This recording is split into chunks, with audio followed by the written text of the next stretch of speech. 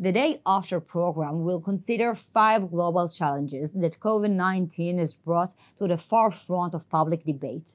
Inspired by classic and modern films along with the reflections of leading public intellectuals, we will discuss alternative narratives that might help us as we look ahead to the day after. Today, I will discuss the topic of human flow, immigrants and refugees, with Ai Weiwei, the famous Chinese artist and activist, and with Daacore, the former Director General of the International Committee of the Red Cross. It seems like we are at a very interesting historical moment which might be a turning point in the relationship between states and their citizens. As the public turns to governments for greater protection, politicians use public fear to deny liberty and basic human rights. Are you concerned that the next stage of this process might be more governments trying to silence artists? Should we look at the COVID-19 crisis as a danger not just for humans but also for the arts? This crisis certainly shows the potential how the government would control the mass or individuals. The perfect example is in China. During the crisis, the government started to build a much stronger civilian controlling method. The big data to collect the facial identification and your health information and who you talk to, what you buying on the line, and also what kind of activity you have is completely put in this state control. So our human society never had such much efficient and strong control from the power. Unlike doctors, artists are not defined as essential workers these days. Do you believe that artists do have an essential role in this time? I think artist functions more as a modern time philosopher, which has to be visionary and very critical and very creative. But the art itself completely collapsed or it's not functioning at all today. You rarely see art community or art institution or individual artists respond to this human crisis spontaneously. So I think that's is corruption of the art world. Now when museums and theaters are closed and it's also unclear when the audience will start visiting them again, how do you think the art world would or maybe should change in the day after the pandemic? Honestly, I think I feel sorry many, art institution has faced an extremely difficult time. And also personally, I try to support them in many ways. But I think they should understand they deserve to face in this time because for too long they are not active enough. They are not relevant in the social change. So they should find a new position and a new world point of view and a new action. So this is really, you cannot really just rescue someone have a fundamental problem or illness. They should act really much more passionately or creatively to rescue themselves. These days, you're working on 3 new documentaries, one of them about the COVID-19 outbreak in Wuhan. But in fact, long before we even imagined this crisis, one of your most famous works was about a previous cover-up of Chinese authorities. You investigated the deaths of thousands of students who died when schools fell apart during the 2008 Sichuan earthquake. You paid a heavy price for your criticism when in 2011 Chinese authorities imprisoned you and you had to flee the country. Can you tell us a little bit about what you're investigating now in your new film? And are you concerned that the things you will reveal will put you in this kind of danger again? I have a tradition of doing investigation work. The police said, you're artist, why you function as a investigation journalist or a lawyer? I think I do all the jobs. I do. That's why I do the films for also Wuhan. Just tell the truth, the fact will teach people. History will testify, if something is truthful or not. So there's always cover up in China. Still, they should ask is not why they cover up, but rather this kind of cover up, which is not healthy for any state. So I think they should have confidence of how to govern and to let people understand the truth and to work together. So my effort is not trying to point fingers to anybody, but rather to say the truth is helpful for the intelligence and for judgment. And I don't think I'm facing more danger, because the danger is always there. I always say, if you're not telling the truth, the danger is bigger. But do you know of any new measure that Chinese authorities are already trying to take against you? I don't know. I always trying to think Chinese government also have some rationality, and they understand what I'm doing is good for the nation and good for the people. And if they don't understand that, I couldn't help. I have no bad or ill intention to attack anybody. Last week, you revealed one of your new work. You designed face masks as a campaign for free speech whose sales will benefit humanitarian organizations. Is this a response to people that gave up hope these days? Yeah, I think so. I think very often when we meet a large crisis, we will say, okay, as an individual, what can we do? I think it's really a crisis about ourselves and about me.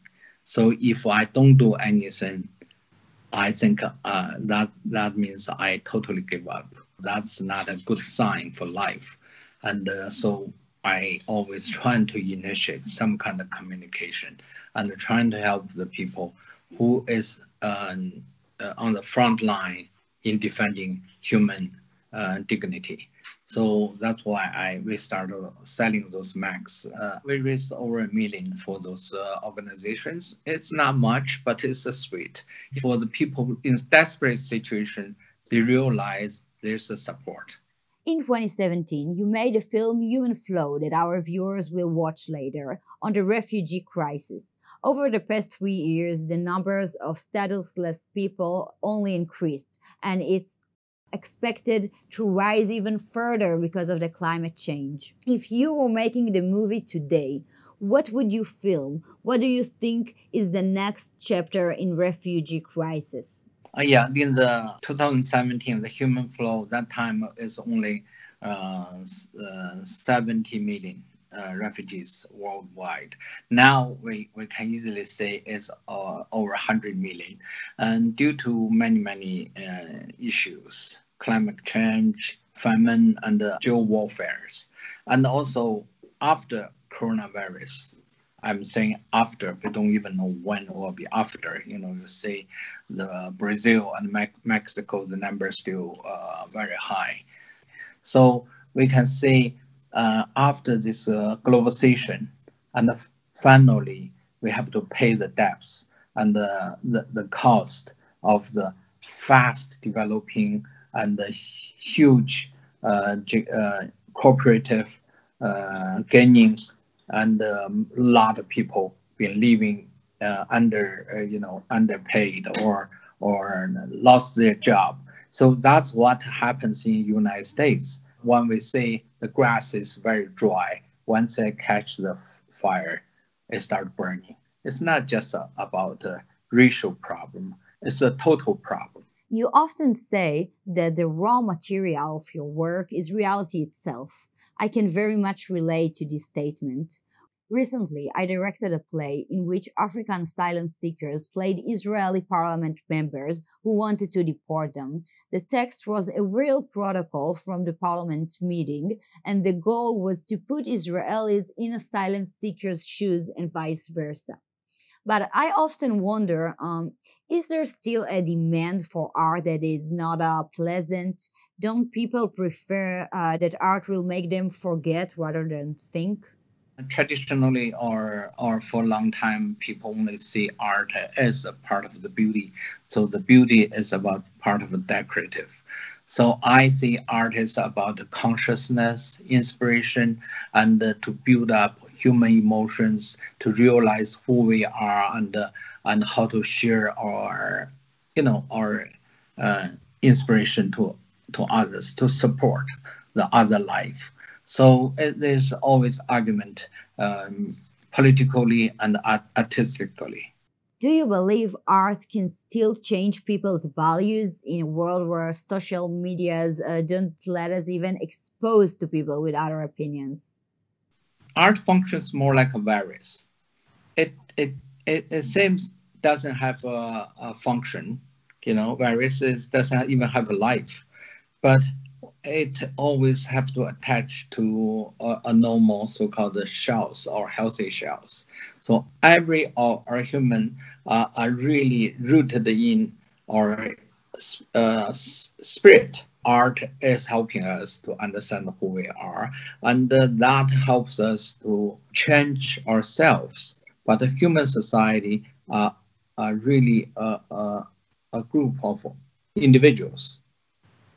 So once I can change myself, it will change somebody else.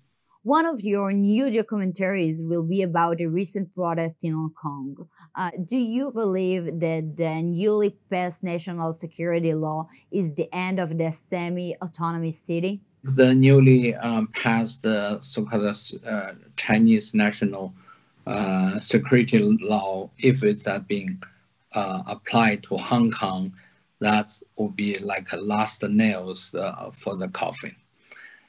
And that will finish Hong Kong as an independent or free trading market, but become one of the Chinese internal cities. That means China can apply their law ruthlessly in Hong Kong. And of course, the liberty Hong Kong had, which attracted foreign investment, and the exchange will be finished. So, is there a chance that we will see a new immigration wave from Hong Kong? It will be huge. UK just announced that they would accept from 30. And 300,000 to 2 million, much more migration to go to UK, and I think that's a positive responsibility from UK because it was UK's territory, and many will move to Canada, and also possibly Australia and the US. You have been protesting against Chinese policy for many years, while many liberal countries overlooked it. Now it seems like the problems with Chinese policies have become more visible than ever.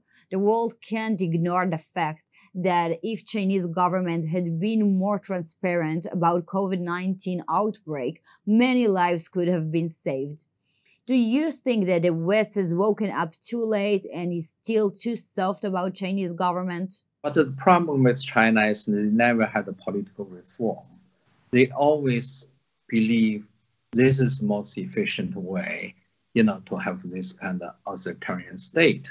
And also they never trust their own people. So never let anybody vote. That means that power itself has problem of being legitimacy. You're not legitimate. So that will be the internal illness to make the heart still bumping in China. So this is a big problem. But at the same time, China, if they don't want to stop to make the economic development, they have to develop their own strategy, such as one road, one belt policy to extend their influence in South or Latin America, Africa, and in many ways. So that already threatens the Western view about the new world order. In many ways, China has become very influential in every way. In U.S. research center, universities, or political structure in UN and the WHO. It simply become a spokesperson for Chinese propaganda. This threatens the core values of the Western system. So that made Europe has to respond, and also made the US to respond. So far, only US clearly responded. And Europe is so badly divided. There's no such thing as Europe. Each nation functions very differently. They have their own ambition, their own interests, and European Union simply doesn't function at all. If you look at when they're dealing with coronavirus, Europe is a Europe only because they believe in a better human future, humanity. That's kind of a product of a civilized society and the freedom of speech, transparency. So if you sacrifice those things just for economic gaining, I think that is very short-sighted, and I will bring back the consequence. Coronavirus is a good lesson for the whole world to learn. It's only started from a little cover-up from the beginning. They delayed maybe 22 days to 1 month. This is clearly on record. This says it's not human-to-human transmission or transmittable, and even WHO worked with the same language. So that gave a crucial time for the disease to be spread. 5 million of the people left the Wuhan. And till now, US and England still heavy price. The shutdown of the global economy is unthinkable what kind of price the world is paying, only because their partners are not trustful. And they have such important partner as China. My last question to you. 3 months ago, you were asked in an interview if your art had been able to make a significant change in Chinese politics. You said that, unfortunately, the answer is not really. Why do you keep trying? I don't think my art has any significant meaning toward Chinese society. I'm trying only because I'm a very selfish person. I want to survive my ideology, and I believe what I fight, I could help someone somewhere. So even if you help one person, that's enough for you. So we all have a candle in our mind, and that we don't want that fire to be disappeared. It was a great honor to talk to you. It's very nice talking to you, and it's a great honor. Thank you. Now, I'm pleased to invite Yves Daacour, the former Director General of the International Committee of the Red Cross, who only recently left the organization after leading it for 10 years. Thank you. Happy to be with you. Before the COVID-19 crisis, the number of immigrants, refugees, and asylum seekers has reached unprecedented proportions. More than 70 million people around the world were forced to flee their countries. Now, there's a good chance that the pandemic will affect the ways we think about immigration. I can imagine two very different scenarios. The first one is negative. The pandemic will only increase xenophobia and racism of the same kind we already see in the US. The second scenario, the pandemic becomes the great equalizer, reminding us that we are all equally vulnerable and that our governments are responsible for protecting the poor and the weak. What scenario sounds more likely to you? When you think about pandemia, there is always, and we've seen that in history, always three big scenarios. And I'm careful about that. But one scenario is we go through the pandemia and our society don't change a lot. They are a little bit shaken up. They are a bit more fragile. The scenario two is the situation becomes very difficult. There is a lot of unrest. The society found difficult to catch up. There is more inequalities, and you start to see unrest, and then you start to see a more, I would say, military, police, emergency, state of emergency, and sometimes authoritarian response. And the scenario three is it's when a pandemic really hits so hard that you have a collapse of the society. And I think when you think about migration and pandemia, we need to be with the first and the second scenario. We're living in a time where there's a lot of uncertainty. I'm not sure at all what will be the result of the pandemic overall. I'm right now in Boston, for example, and I would have not predicted a few days ago that you have so much tensions. And you say the tensions which are, of course, related to COVID, but also to inequalities and to racism, for example. That leads clearly suddenly to a very unexpected result and tension. So to respond to your questions, I think sadly, we will go more towards your first scenario, which is in fact for a time, for a while at least, it will be difficult for a country to open up, reflect about the migrant questions, though I hope really that we will be able to find solutions. But let's say short term, most of the country, I think, will be willing to be tougher on migration. They want to close the border. They think that's the way, it's the best way to react. They want to show that they are controlling, and they might even want to use, and we saw that with the lockdown, some specific, I would say, emergency measure. The key questions for me is how are we, in fact, integrating, our country integrating the migrants' questions in their response? And we've seen that migrants so far are because they are the one who are sometimes having the most difficult job. They are on the front line. They're already suffering in terms of health. They have no money, or they've lost a lot of money. They lost remittance. So I think the migration questions will be important. But in general, I'm rather, I would say, pessimistic, at least for the first coming period, about the migration question. So much more likely to go to the scenario one. Would it be correct to say refugees are one of the groups at the highest risk due to the pandemic? They are always at risk in general as a population. They are far away from their country. They don't have a social ecosystem and a social fabric to help them. Most of them are forced to migrate. And of course, when you think about COVID-19, COVID-19 is hitting them at least at 3 or 4 different fronts. One, of course, in terms of health, they are in places where, for example, having the safe measure, social distancing, the health, the hygiene, all that is not accessible. So, and it will not be accessible over time.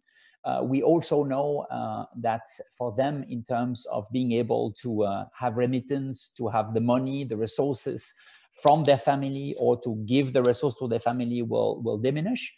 So I think for them, the situation will be difficult. And third, in terms of security, you will have more constraint for migrants and for refugees in general, much more. It's rather clear people will not travel easily already for all of us, but imagine for migrant refugees. So I think the situation for refugee and migrant in general will be more difficult over the next coming months. I'm deeply convinced about that, yes.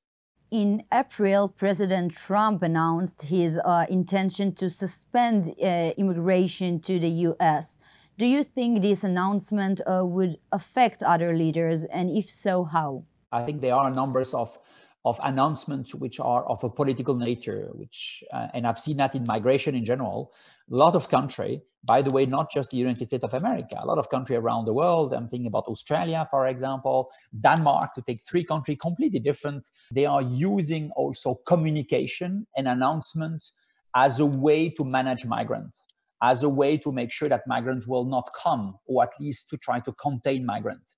And we've seen that before COVID-19 already. And now, of course, COVID-19 is just a way to accelerate that. There is no differences about that. But of course, let's say leaders in the world are influenced by that, and they will watch very carefully about what it works. And leaders in the world, first and foremost, they want right now, as they are not sure about COVID-19 and the impact of COVID-19, what they want to control. They want to control their border. They want to try to make sure that they control also human flux between countries, but also within their own country.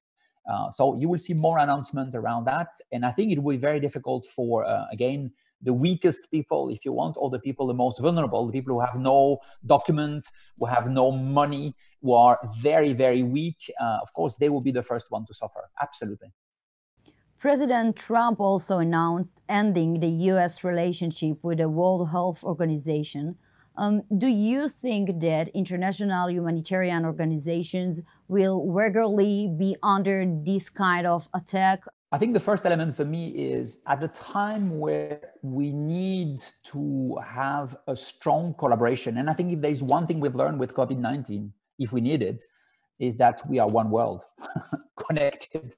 And the fate of what happens right now in Israel has an impact on me in the US or in Switzerland or in Africa. So I think there is something which we knew it, but again, confirmation, the fact that we are connected and that your fate will have an impact on mine and reciprocity. So I would say anything which is an attack against collaboration, anything which tries to diminish and somewhat create impossibility to work together is a huge problem for me, really. And I think it's a call for control, it's a call for containment, it's a call for us versus the other. And in the age of COVID-19, this is not only damaging, but it's extremely risky over time because it will not help us to move as a society, that's for sure. And we as an international organization in general, yes, we will have to not so much find different way to support, but continue to find to make sure that we are creating consensus on critical issues, consensus between society, between country on critical issues. If we are not able to have a consensus on issue as important as public health, for example, then I'm very worried for our world. Have you noticed a phenomenon of asylum seekers who are afraid of being tested or getting treatment, even if they have the access, simply due to their fear of immigration authorities or losing their jobs? Yeah, yes. It's not, by the way, just migrants. We see that in a lot of situations where you do have people I would call off the grid, somewhat not willing or not in a position to access, for example, the service of the government. But it's true, undocumented migrants, for example, are the ones who are very careful because they are very nervous to be immediately detected. And then that this access to health will also mean suddenly the end for them to stay in the country and being expelled. So I think, yes, I've seen a lot of cases. And that's a big worry because it means when you do a public health work in a big country, or in a region, and we've seen that with COVID-19, we know that the numbers, we know the data we have about people are the right one. They are always underestimated because we don't know, in fact, how many people should have access, how many people are sick and should receive the support. But of course, these people will not show up. Not only they will not show up, but also they will not be in a situation to access, in fact, some of these services because these services are too expensive or too difficult for them to access. Is there a possibility that there are millions of stateless people who have the virus that we are just not aware of? I would be careful about the numbers. I'm not sure we can talk about millions of people who have the virus, but we should certainly talk about an important numbers of people that are, if you want, off our radar. And I think we start to understand that if we want to be serious about the public health and we want to make sure that COVID-19 is really managed as it is, we need to also focus on the most vulnerable people. That's very clear in our society, and we see that. And of course, among the most vulnerable, you have the migrants, and including the undocumented migrants. And they are part of our response. And that is the critical element. And I think state will learn soon. If you put part of the population aside of your, I would say, public health, assessment and then response, especially when it comes to pandemia, your own population will be hit one day. So I think there is no questions. We need to integrate, and state need to integrate, in fact, the hundreds of thousands of and the millions of people that are migrant. Otherwise, we will not be able to solve the pandemic questions. The efforts to help asylum seekers and refugees rely heavily on donations. These days, there's a huge need to increase donations, but the financial situation of the donors is worse than ever. How are you dealing with this gap? You're right.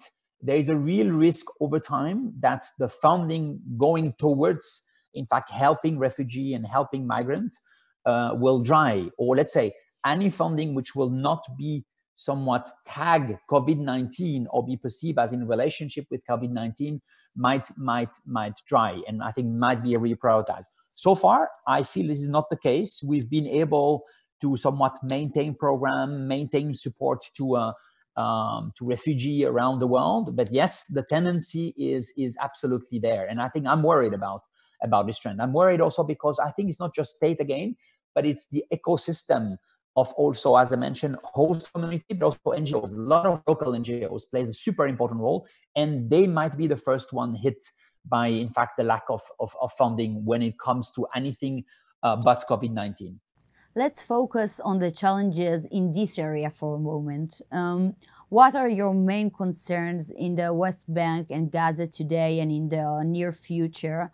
How do you think the Israeli government has been handling the pandemic in these areas, and what should it do differently in the future?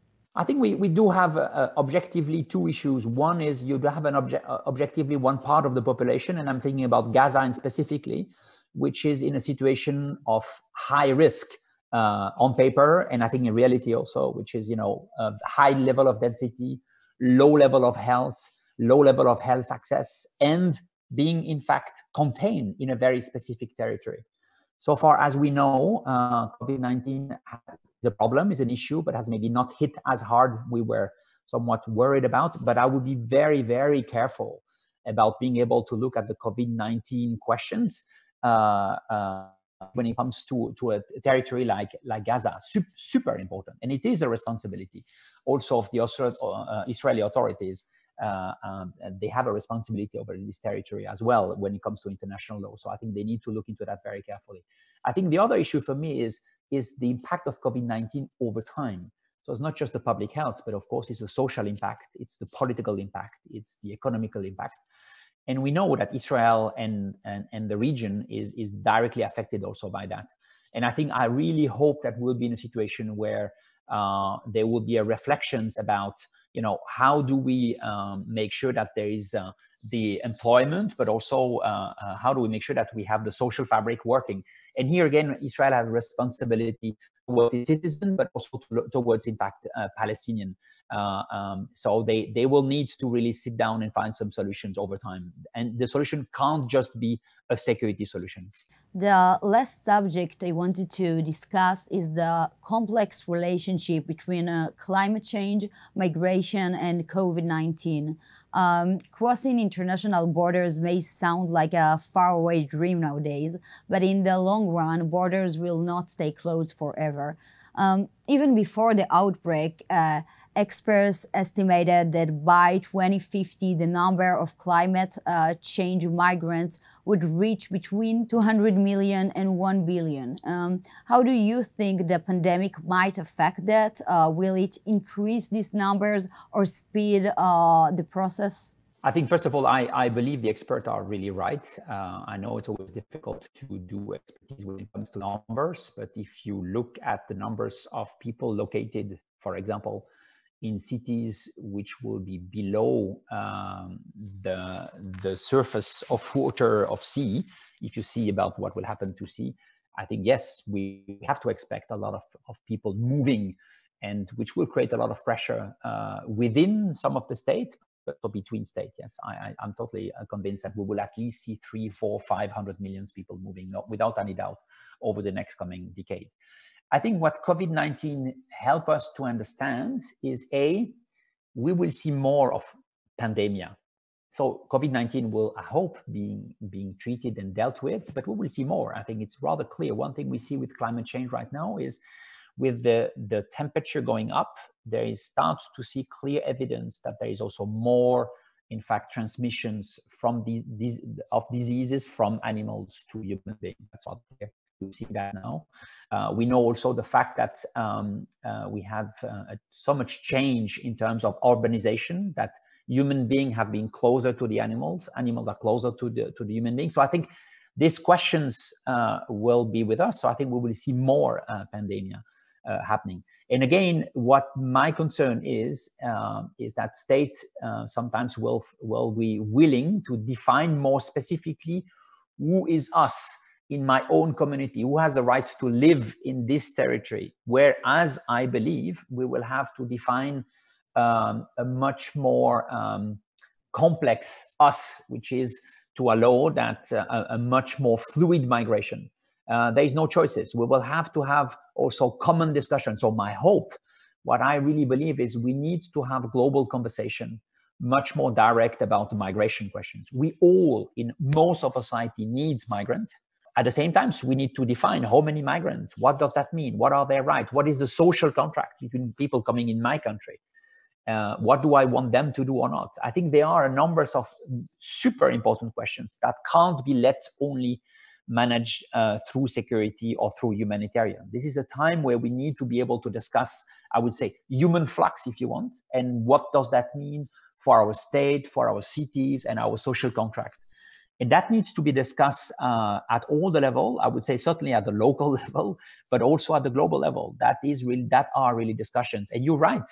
What we've seen is, in fact, the climate change or the climate crisis is leading us to have more climate migrants. There is no questions.